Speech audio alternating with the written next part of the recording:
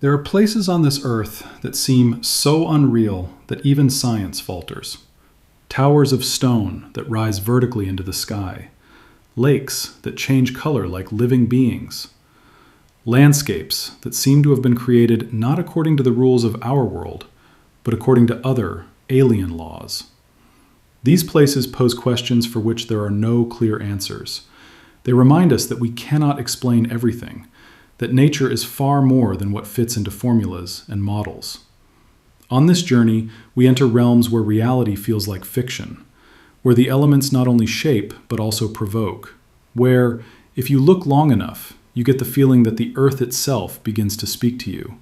But it doesn't speak loudly, it whispers, in wind, stone, water, and light. And sometimes the greatest miracle is precisely that, to realize that silence, too, can be an answer. Huashan, the path for those without fear. Huashan is not the highest mountain in China, and yet it is considered the most terrifying. Its rock faces rise almost vertically into the sky, relentless, uncompromising. Here, height is not a view, but a confrontation with one's own fragility. Whoever embarks on this path encounters not only the abyss, but themselves. Huashan is famous for its narrow plank walkway. Wooden planks, hewn directly into the rock, hang like a suspended thought over hundreds of meters of emptiness. No railing, no net, only a narrow strap that binds the body to the chain and pushes the mind to its limits. Every step is a conversation with the depths. The wind tugs at clothing, fog obscures visibility, and the nothingness below speaks only one language. Here there is no room for error, only for courage or retreat. In 1998, measuring instruments recorded a strange ultrasonic frequency on the rock faces, a barely audible vibration at around 30 kilohertz, presumably caused by the wind hitting the sheer cliffs at high speed. Most people heard nothing, but they felt it, a diffuse unease, as if the mountain itself were breathing life from its very core. For the elders, Huashan was a place of contemplation, a touchstone for mind and soul. Some retreated to this solitude for decades to find what no noise in the world can offer: silence, clarity, and introspection. Huashan doesn't test muscles, but fear. Those who continue here demonstrate not strength, but surrender. Doinyo Lengai, the volcano that breaks the rules. Doinyo Lengai, the mountain of God, the Masai, is not a volcano like any other. It doesn't spew glowing red lava that flows like fire down its slopes. It reveals something found almost nowhere else on Earth: carbonate-rich lava. A strange black liquid, thin as oil, cold in comparison, and yet deadly. At only 500 to 600 degrees Celsius, it is significantly cooler than conventional magma, yet it moves swiftly like a living being, devouring everything in its path. But the truly uncanny happens afterward. As soon as it solidifies, its appearance changes completely. Deep black becomes pale gray, almost white, as if someone had scattered ash across the land or laid salt on the Earth's surface, a landscape that no longer seems to belong to our planet. The minerals it contains, sodium, potassium, rare carbonates, react instantly with air and moisture. The surface changes faster than the eye can follow. What was just moments ago life becomes a ghost landscape. For geologists, Doinyo Lengai is an exceptional case, a living contradiction. For the Maasai, it is sacred. Every eruption is considered a message, not a catastrophe. It's not the spectacle that counts, but the sign. For this volcano doesn't scream, it whispers, and that is precisely what makes it so unsettling. If the earth can create lava unlike any other, how many more secrets might it hold deep within? A white pocket, where luminous rock and deceiving compasses reign. White pocket doesn't shock with height or depth. It disturbs with doubt about what we see and what we think we know. In the middle of the Arizona wilderness, white sandstone curves in spiral patterns, as if someone had frozen waves in the middle of the desert. There are no marked trails, no clear orientation, only rock, deformed, warped, as if nature had deliberately made a mistake here. By day, the rocks dazzle in the blazing light, blurring the boundary between surface and depth. But at night, everything changes. Some layers of rock begin to glow faintly, triggered by ancient photochemical reactions of traces of iron and manganese within the structure. This light shows no way. It warns. Quiet, almost like a flicker from another time. Even more disconcerting is the behavior of compasses. They repeatedly deviate from magnetic north, as if pulled by invisible forces. The culprit is microscopic crystals in the rock that distort the magnetic field. Navigation devices become unreliable companions here. Only the sun, wind, and terrain remain as they were in another era. But the greatest danger stems not from movement, but from apparent immobility. One wrong step and a million-year-old crust shatters. Here, no signs, no fences are needed.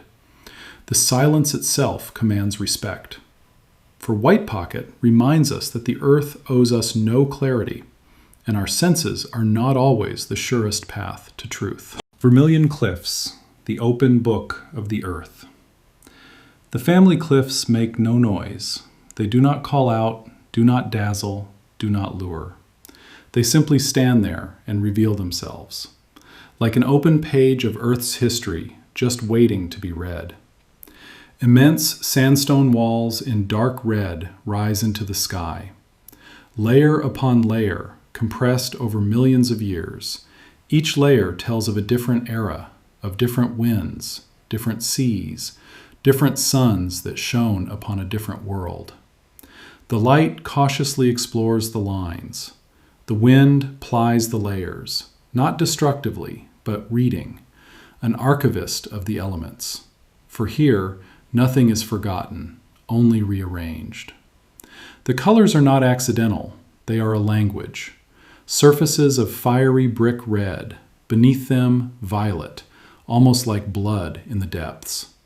Clayey layers bring dull ochre into play, a silent harmony of time, composed by the climate of prehistoric times. When the sun moves, the wall awakens. Colors change, shadows dance, forms seem to dissolve. And yet, everything remains still. It selects. It takes the weak, leaves the strong. Smooth swirls sculpted by the wind run like handwriting across the rock. Words no human has written, but which anyone can feel who is still enough to listen. Here, you don't have to imagine the past. It stands right before you, patient, silent, and enduring enough to say, the earth doesn't need our understanding, only our respect. Valle de las Animas, the Valley of Stone Souls. The Valle de las Animas rises like a petrified whisper at the edge of the Andes. Thousands of rock spires reach vertically into the sky, slender, sharp, as if lined up in rows. They don't fall, they stand guard. Between the columns, the wind whistles through narrow crevices, a dry, echoing sound, not loud, but insistent, as if the valley itself were speaking in secret. These bizarre formations are no whim of chance. They arose from ancient volcanic ash, shaped by rain, wind, and ice, honed into blades of stone over millennia. From a distance, they appear chaotic. Up close, almost ordered, as if an invisible hand had deliberately arranged them. For the Aymara people, this is not mere rock. These are ancestors, spirits who dwell here to watch over the living, a sacred place of balance between the world and the underworld, between humanity and Pachamama, Mother Earth. Once a year, the people return, quietly, with coca leaves and corn beer, not to celebrate, but to remember, to maintain the connection. But even stone is not eternal. Climate change is accelerating what once happened slowly. Heat, more meltwater, more erosion.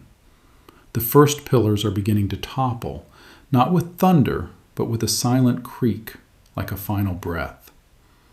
The valley does not disappear suddenly. It crumbles, like a memory slowly fading. And with each disintegrating peak, it tells us that even the hardest things have a lifespan. Even stone never forgets, but it crumbles. Svartavatn, the lake that hovers above the sea. You stand on solid rock, yet it feels as if you're floating. Before you lies Svartavatn, a still lake seemingly suspended above the ocean, so high, so surreal, that the mind hesitates to believe what it sees. But here, it's not nature that deceives, but our perception. The lake lies only about 30 meters above sea level, but the plateau on which it rests slopes gently towards the Atlantic. It distorts the perspective, bends horizons, shifts scales. The landscape stages an optical illusion, perfect, merciless, precise. Cold rays of light skim across the water, and strong winds tug at the surface. Nothing remains still except your own perception, which freezes for a moment. The water flows directly into the Atlantic, a short, clear fall. Fresh water meets salt water in a fleeting kiss before they mix and disappear. Seagulls fly low, the wind whips, the world is in motion. Only our consciousness holds its breath. Svartavatn doesn't prove how strange nature can be, but how easily we can be deceived. The boundary lies not between lake and sea, but between lakes and understanding. Laguna Verde and Laguna Blanca. 2 lakes, 2 souls. On the Bolivian highlands, where the air is thin and the light harsh, 2 lakes lie side by side, as close as twins, and yet they couldn't be more different. Laguna Verde, the green eye of the Andes, glows a vibrant turquoise, changing its color depending on the light and wind. Sometimes deep green, sometimes pale blue, as if the lake were breathing, as if it had moods. Heavy metals like copper and arsenic dance beneath the surface, stirring the water, making it seem alive. Right next door lies Laguna Blanca, pale, calm, opaque, like an old mirror whose surface remains sealed. No reflection, no gleam, only a still, whitish glow, like a hidden whisper. Both lakes share the same altitude, the same sky, the same cold, and yet they tell different stories. One moves, the other rests.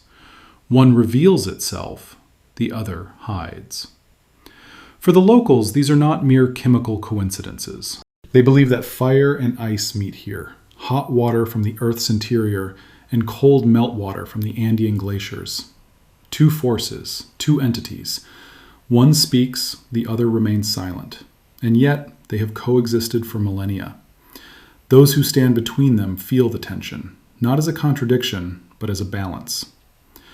Laguna Verde and Laguna Blanca remind us, even in the same place, nature can take 2 completely different paths, and both are true. Majlis al Jinn, the space that swallows sound.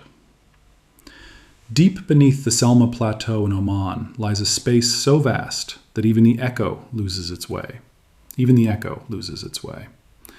Majlis al Jinn, the assembly of spirits, a cave, not a passage, not a tunnel, but a chamber the size of a cathedral nave, hidden beneath the rock, forgotten by light, shielded by time. The entrance is inconspicuous, a hole in the ground, barely more than a breath in the landscape. But those who rappel down fall not only into the depths, but into another reality. The ceiling billows above like a silent sky. The floor is cold, empty, smooth, like a place where gods might once have convened. But the most terrifying thing is not the size, it is the disappearance of one's own sound. A call, and nothing comes back. Only after seconds, a faint, distorted shadow of one's own echo, as if the rock had considered whether to answer. In Majlis al Jinn, the human voice carries no weight. Here, the stone decides whether it wants to hear you. There are no paths, no steps, no handrails, only the direct fall through a vertical shaft, and then vastness. So vast that the concepts of up and down begin to blur. So dark that even light becomes faint. For precisely this reason, this cave remains closed, protected. It doesn't invite, it permits. And whoever stands there, in this colossal emptiness, suddenly understands something simple, something profound. The earth doesn't want to be admired. It simply wants to be left in peace. And sometimes, very rarely, it lets us see how powerful silence can be. Cenote Sagrado, the sacred gateway of the Maya. In the heart of the Yucatan Peninsula, where the jungle breathes and the earth becomes fragile, a perfect circle opens in the ground. A depression of stone, created by nature, filled with meaning by humans. Cenote Sagrado, the sacred well of the Maya. An underground lake hidden behind vertical rock faces, deep, still, framed by tree roots that reach into the water like fingers. Light falls vertically, as if it came not from the sun, but from another world. For the Maya, this was not a place for swimming. It was a portal, a threshold between this world and the next. Water was the path, light was the sign, and faith was the bond that held everything together. Archaeologists found pottery, bones, and offerings in the darkness below. Not forgotten, but given over, with the quiet hope that someone on the other side was listening. When the sun is at its zenith, a single ray pierces vertically through the opening and strikes the water with a clarity that takes your breath away.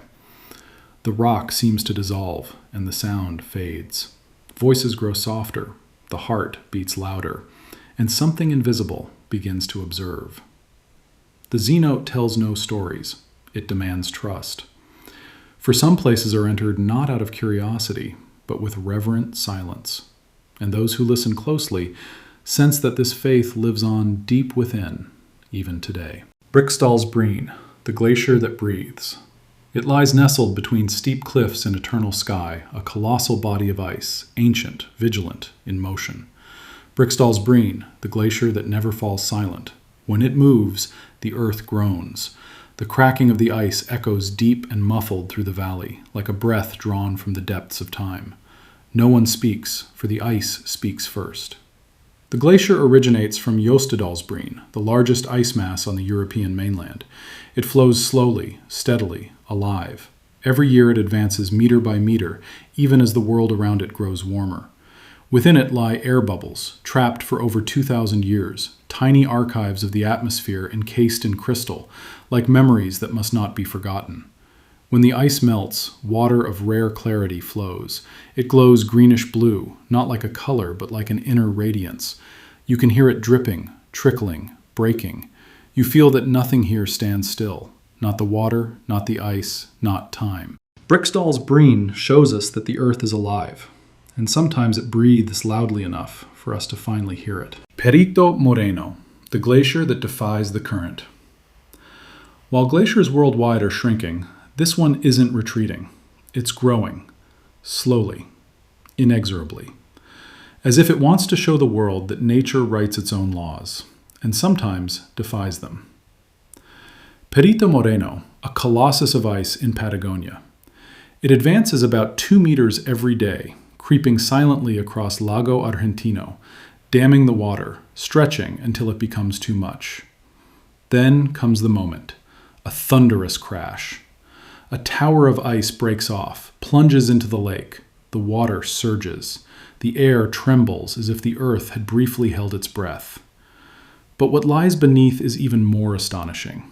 An icy labyrinth of passages and caves that glow from within, blue, almost magical. The light is swallowed by the ice, refracted, filtered, and returns as a color that seems otherworldly. Every summer, the meltwater carves new paths, hollowing out the glacier, and when winter comes, everything freezes again, in a new form. No 2 years are alike. Nothing repeats itself.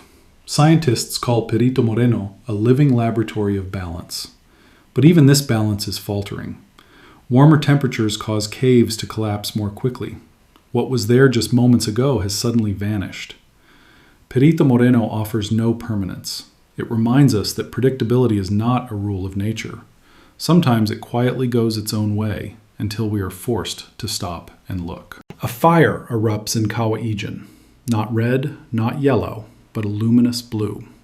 Flames creeping across the ground as if liquid light were burning. But this is no miracle. It is chemistry. Sulfur gas reacting with oxygen at over 600 degrees Celsius. Invisible during the day, but visible. The ground steams, the rock sweats, the light flickers. Here, one does not hesitate. Here, one does not stop. And yet people work there. Night after night, sulfur porters descend into the crater, break glowing blocks from the rock, carrying 60, 70 kilos on their shoulders for a few dollars. They walk fast, they don't look back, because they know that time here is not a given, but a price to pay. Kawah Ijen doesn't offer a spectacle. It offers a stark reality. The blue fire doesn't seduce, it warns. Some places exist only because people are willing to endure pain and risk. Askja, the crater like an empty space. In the highlands of Ilan, where the wind blows without direction and the land seems as if God forgot it in his design, a hole opens in the earth. Still, black, perfect. Askja. No smoke, no rumble, no fire. Just a vast emptiness framed by bare basalt. The walls are barren, the wind unimpeded. No tree, no sound, no life. Only rock, telling of something long past but not forgotten. Askja wasn't formed by a typical eruption, but by a collapse. Lava met ice, heat met cold. An explosion of steam opened the ground, leaving a depression so deep that the eye can't find purchase. In its center lies a lake, deep, still, almost black. Its surface doesn't reflect, it swallows. Standing at the edge, you don't feel the depth with your eyes, but with your chest, as if the weight of the world rested upon you for a moment. Askja tells no tale, shows no image, and that is precisely its power. For some places need no echo, no brilliance, no audience. They are pure memory of what fire once destroyed and what silence left behind. Altai Plateau, the intersection of three worlds. In the Altai, worlds merge that elsewhere remain separate. Glaciers, steppe, desert, cold, vast, harsh. A no man's land, yet a center. A place without form, yet with profound meaning. Here, nothing ends and nothing begins. Everything overlaps. The horizon stretches endlessly. No tree, no wall, no line for the eye to rest on. Only wind thinking in gusts. Only stillness in motion. Compasses fail. Magnetic anomalies in ancient rock tear the needle from north. Technology loses its bearings. The landscape knows no coordinates. The people here don't rely on devices. They read the sky, the sun's path, the star's journey, and above all, the rhythm of the land itself. Life is nomadic, tents pitched low to defy the wind. Animals migrate with the grass, and the people follow. Not as owners, but as part of a cycle older than any empire. But at night, the Altai Plateau reveals a different face. Without artificial light, the sky falls. The Milky Way, not a distant veil, but a flood of light. Stars so close you could brush against them. Here, you don't stand above nature, you stand within it. Between heaven, earth, and the memory of something so familiar, it is that it survives only in silence. Salar de Uyuni. Salt, light, and ancient life. Salar de Uyuni. A desert, but not of sand, rather of salt. An empty, dazzlingly white plain, so vast that the horizon dissolves. So bright that even the light recedes. Every step crunches as if walking on fragile glass. The ground is cracked, brittle, yet beneath the hard crust lies something that refuses to die. Something lives in small, salty pools. Tiny microorganisms as old as the planet itself. Adapted to the extreme, not strong, but indestructible. They are more reminiscent of meteorite fragments than what we call life. Sunlight beats down mercilessly on the surface, yet even here, something reacts. Colors shimmer, not as reflections, but as signs. Pale pink, sallow blue, a whisper from primeval times. But even here, change gnaws away. The water level drops, the salt crystals fracture, the ground becomes unstable. What seemed eternal begins to shift. And yet, something remains, a quiet realization that life doesn't always grow. Sometimes it simply endures. Salar de Uyuni isn't beautiful in the classical sense. It's unforgiving, raw, honest, and therein lies its truth. If life could once arise here, then the earth was stronger than we have ever understood. The places we saw weren't tourist attractions. They were memories of a world that doesn't care whether we comprehend it, stones that stand like living beings, water that deceives our senses, fire that burns in colors we can't identify, and always time, silently changing everything without our noticing. Science helps us measure, map, and explain, but there are limits, and sometimes it's wiser not to conquer, but to marvel. Because not everything on this earth wants to be conquered. Some things simply want to be, untouched, misunderstood, and therein lies its dignity. Perhaps it's not about deciphering everything, but about becoming still, feeling smaller, and recognizing that the earth never promised to be understood. And that is precisely why it is still so infinitely worth discovering.